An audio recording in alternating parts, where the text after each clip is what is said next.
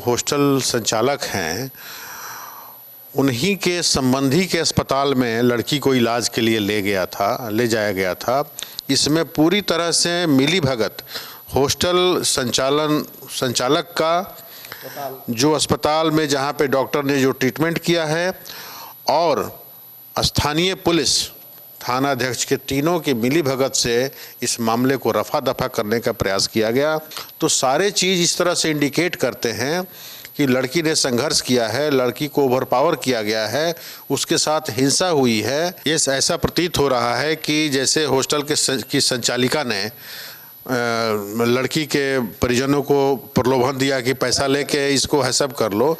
आश्चर्य की बात यह है कि वरिष्ठ अधिकारियों ने भी बिना पोस्टमार्टम रिपोर्ट के कैसे इसको मान लिया कि ये आत्महत्या का मामला है। सिर हिलाकर एक्सेप्ट किया कि हाँ हुआ है।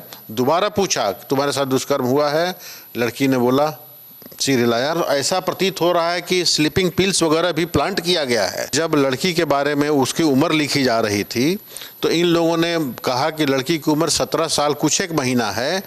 तो थानाध्यक्ष ने कहा कि अच्छा 17 से ज़्यादा है ना, इसको 18 कर देते हैं। तो ऐसा प्रतीत हो रहा है कि आगे वो मुंह ना खोले, इसलिए उसकी जबान को, आवाज़ को सदा के लिए दबाने के लिए लड़की की हत्या की गई है। पनोरमा ग्रुप, जो सोचता है वो करता है, आपके अपने सपनों का आशियाना। नमस्कार, आप देख रहे हैं सिटी पोस्ट लाइव। मैं हूं श्रीकांत प्रत्युष। आपको पता ही है कि बिहार में सबसे ज़्यादा चर्चा में है नीट की छात्रा के साथ रेप और हत्या का मामला। पुलिस ने पहले इस मामले को दबाने की कोशिश की और अब जब ये मामला पोस्टमार्टम रिपोर्ट सामने आने के बाद साफ हो गया है तो बवाल शुरू होने लगा है। जनसुराज के सूत्रधार प्रशांत किशोर सबसे पहले जहानाबाद पहुंचे और उसके बाद पुलिस भी एक्शन में आई और पुलिस अब मान रही है कि हाँ रेप हो सकता है। हालांकि अभी तक कंफर्म नहीं किया है। रिपोर्ट एम्स भेजी गई है विशेषज्ञों की राय के लिए, उसके बाद ही पुलिस कंफर्म करेगी। लेकिन सबसे बड़ा सवाल ये उठता है कि जब तक कंफर्म नहीं हुआ कि क्या मामला है, पुलिस ने कैसे आत्महत्या कह दिया। मेरे साथ हैं जाने माने IPS अधिकारी JP सिंह जी, जो ADG के पद से सेवानिवृत्त होने के बाद जनसुराज से चुनाव भी लड़ चुके हैं। आप बताइए, आप तो पुलिस अधिकारी हैं, किसी लड़की के साथ कुछ खराब गड़बड़ बात हुई, मतलब वो घायल थी, जख्मी थी, बेहोश थी, अस्पताल में गई और पोस्टमार्टम, उसकी मौत भी हो गई। पोस्टमार्टम रिपोर्ट आने के पहले ही पुलिस ने कह दिया कि ये तो आत्महत्या है और दूसरा कई थ्योरी दे दिया कि उसने नशे की गोली खाई थी, नशे में थी, बेहोश थी। पुलिस का क्या काम होता है? देखिए, सबसे पहले तो जो इन्वेस्टिगेटिंग ऑफिसर होता है उसको ओपन माइंडेड होना चाहिए और पहले से वो मन ना बना ले कि इस तरह की ये घटना हुई है या मौत का कारण ये हो सकता है। इस केस में बिना पोस्टमार्टम रिपोर्ट आए आईओ ने अगर इसको आत्महत्या का मामला बोला है तो अपने आप में उसकी नीयत को बता रहा है और कहीं ना कहीं ऐसा लग रहा है कि चूँकि ये गरीब परिवार की लड़की थी और जो हॉस्टल संचालन करने वाले लोग थे वो अमीर परिवार के होंगे या ताकतवर होंगे, शासन सत्ता में उनकी पहुंच होगी, तो हो सकता है कि उन लोगों ने या तो दबाव दिया होगा या प्रलोभन दिया होगा। इसकी वजह से वो मामला को हैसअप करना जो थाना अध्यक्ष चाहती थी और इसलिए इस मामले को उसने हत्या का रूप देने का, आत्महत्या का रूप देने का प्रयास किया। पहली गलती तो डॉक्टर ने की। डॉक्टर को तो, भाई पुलिस का मामला है, डॉक्टर को तो पहले कंक्लूजन नहीं देना चाहिए था बिना पोस्टमार्टम रिपोर्ट किए। उसने गलती की कि कहा कि नहीं, इसमें रेप का कोई मामला सामने नहीं आया है। दूसरी गलती कि आईओ ने लिख दिया कि हाँ भाई रेप नहीं हुआ, लड़की डिप्रेशन में थी, उसने आत्महत्या की कोशिश की है और उसमें वो मारी गई। फिर ASP ने उसी आईओ की रिपोर्ट को ओके कर दिया।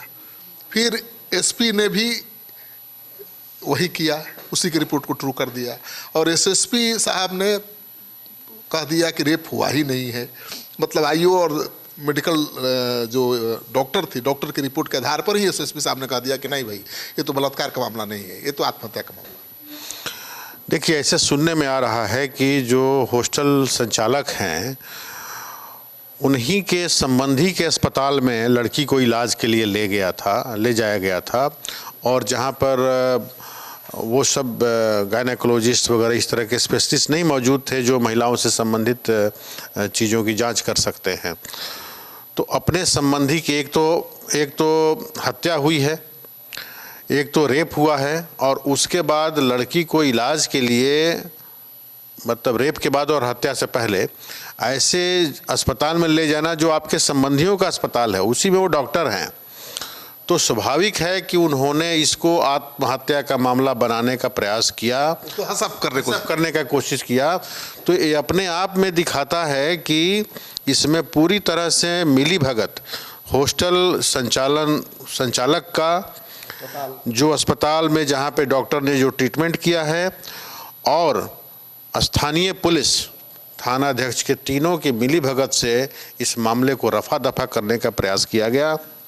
जहाँ तक वरिष्ठ अधिकारियों द्वारा ये कहा गया कि ये आत्महत्या का मामला है, कायदे से उनको भी पोस्टमार्टम रिपोर्ट का इंतजार करना चाहिए था, लेकिन किसी वजह से जल्दीबाजी हुई है उनके स्तर पर भी। जल्दबाजी नहीं ना, अब लड़की के शरीर पर चोट के कई जख्म हैं, खरोच के निशान हैं, उसका पीठ नीला पड़ गया है, लगता है कि जमीन पर उसको कोई रगड़ा गया है, किसी ने रगड़ा है। ये तो साफ दिख रहा है कि जोर जबरदस्ती का मामला है या कोई ना कोई वायलेंस हुआ है, लेकिन फिर भी कह देना कि आत्महत्या का मामला है।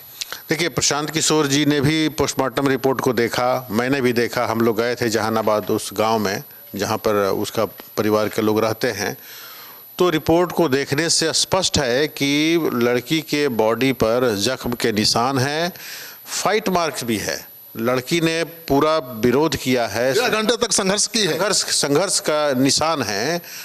और इसके बाद डॉक्टर लिखते हैं कि sexual assault can not be ruled out. तो सारे चीज़ इस तरह से इंडिकेट करते हैं कि लड़की ने संघर्ष किया है, लड़की को ओवरपावर किया गया है, उसके साथ हिंसा हुई है, हिंसा प्रति हिंसा हुई हो। पोस्टमार्टम रिपोर्ट के बाद ना, पोस्टमार्टम रिपोर्ट के पहले कैसे आईओ ने कह दिया कि भाई टोटली गलत है, और इसको लगता है कि ये पूरी तरह से पूरे घटनाक्रम के नैरेटिव को बदलने की एक साजिश के तहत ये किया गया है। परिजन भी कह रहे हैं कि पुलिस हॉस्टल वालों ने ऑफर दिया कि भाई कुछ पैसा ले लीजिए, लेकिन इसको इशू मत बनाइए, हॉस्टल की बदनामी होगी।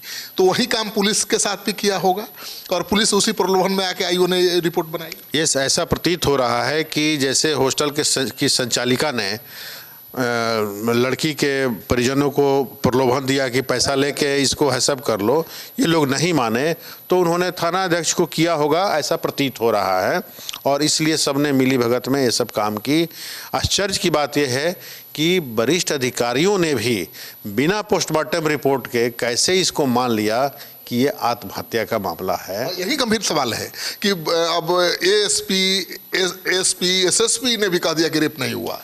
इसमें देखिए, एक अच्छी बात ये हुई है कि संयोग से ये मामला प्रशांत किशोर जी के संज्ञान में आया या लाया गया, और जिसकी वजह से जन स्वराज पार्टी ने सोचा, प्रशांत किशोर जी ने सोचा कि एक पीड़ित लड़की और गरीब परिवार की आवाज़ को दबाने का प्रयास किया जा रहा है। किस लड़की तो समाज की लड़की होती है, किसी के साथ ये दुर्घटना तो बेटी हो सकती है, तो इसको दबाया नहीं जाना चाहिए। हम लोग गरीब की आवाज़ बन के इसको उठाएंगे।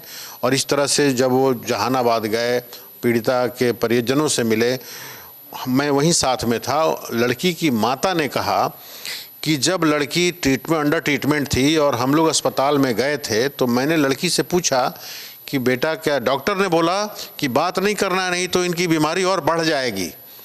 बोलने नहीं दिया जा रहा था लड़की को कि बोलना नहीं है। इसका मतलब कि पुलिस तो लड़की का स्टेटमेंट भी ले सकती थी। हाँ, कुछ नहीं पूछा गया उससे। लड़की, इन लोगों को कहा गया कि बस देखने देंगे, कुछ बात नहीं करना, बीमारी और बढ़ जाएगी। तो इन्होंने कहा कोई बात नहीं, हम बात नहीं करेंगे। लड़की की माँ ने पूछा कि बेटा, क्या तुम्हारे साथ दुष्कर्म हुआ है? तो लड़की ने सिर हिलाकर, उसको भी बोला गया था कि बोलना नहीं है, उसको भी बोला गया था बोलना नहीं है, सिर हिलाकर बोला, सिर हिलाकर एक्सेप्ट किया कि हाँ हुआ है। दोबारा पूछा तुम्हारे साथ दुष्कर्म हुआ है? लड़की ने बोला, सिर हिलाया। देखिए, लड़की के शरीर पर जिस तरह के चोट के निशान हैं, ये साफ साबित करता है। जांच की क्या बात है, जांच तो होती रहेगी, लेकिन पहले ही प्रथम दृष्टया लगता है कि रेप है। सीधे उसमें पहले रेप की धारा लगानी थी और जांच करना था।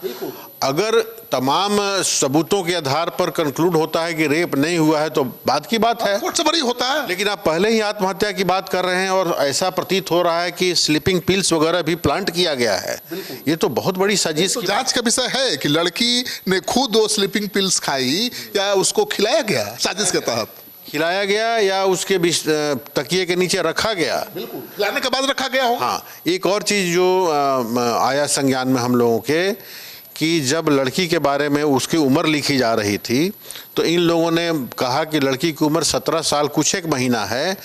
तो थानाध्यक्ष ने कहा कि अच्छा 17 से ज़्यादा है ना, इसको 18 कर देते हैं, जिससे कि 18 पर वो एडल्ट हो जाती है और 17 पे है तो एडल्ट नहीं है, ज़्यादा गंभीर मामला हो जाएगा। तो इस तरह से अलग अलग तरीके से इस केस को कमज़ोर करने का और हैसअप करने का प्रयास किया गया है।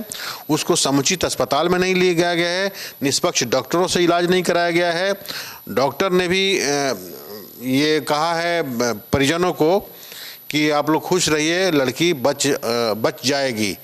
और उसके बाद लड़की मरती है तो ऐसा प्रतीत होता है कि इन लोगों को लगा कि अगर लड़की बच गई तो ये तो बताएगी कि हमारे साथ बलात्कार हुआ है, मतलब उसके हत्या भी कर हॉस्पिटल में भी हो गई हो। उसके बाद हाँ, अस्पताल में जाने के बाद लड़की की मौत हुई है। हाँ, तो ये आशंका तो बनती है। तो ऐसा प्रतीत हो रहा है कि आगे वो मुंह ना खोले, इसलिए उसकी जबान को, आवाज़ को सदा के लिए दबाने के लिए लड़की की हत्या की गई है। बिल्कुल। और देखिए, जिस छात्रावास में लड़की रहती थी उस छात्रावास को, उस कमरे को सील नहीं किया गया, ठीक है ना, सब उसको कब्जे में नहीं लिया गया।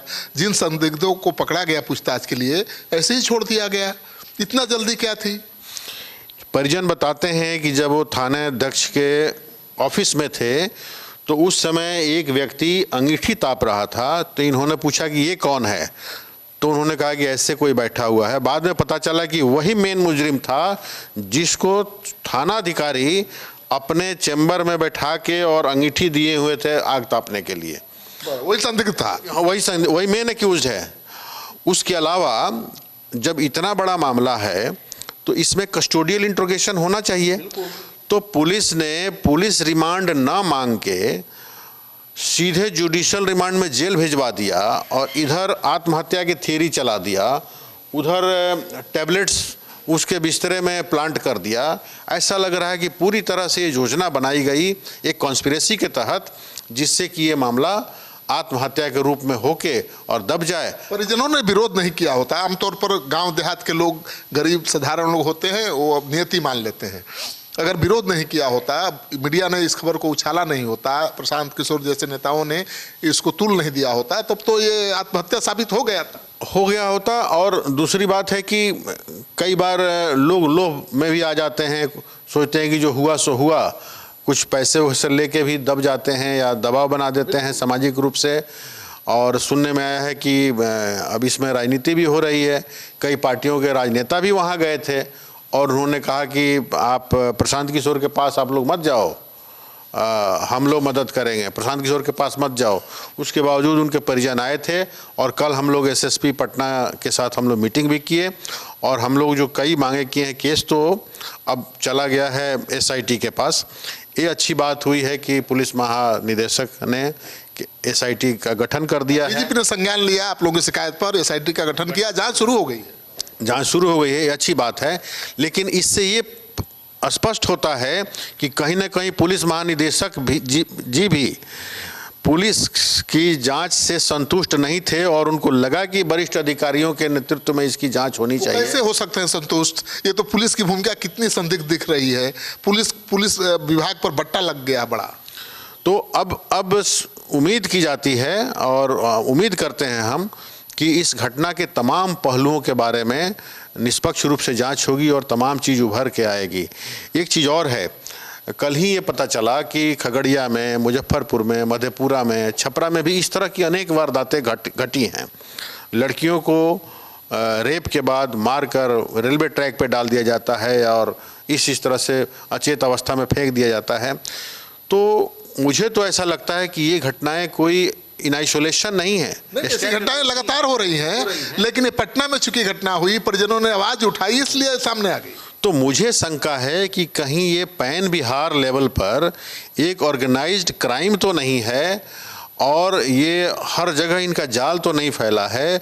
तो मुझे लग रहा है, मैं आपके माध्यम से पुलिस महानिदेशक महोदय से अपील करूंगा कि ये भी देखा जाए इस जांच में कि कहीं एक गिरोह का पूरा नेटवर्क बिहार में तो नहीं फैला हुआ है।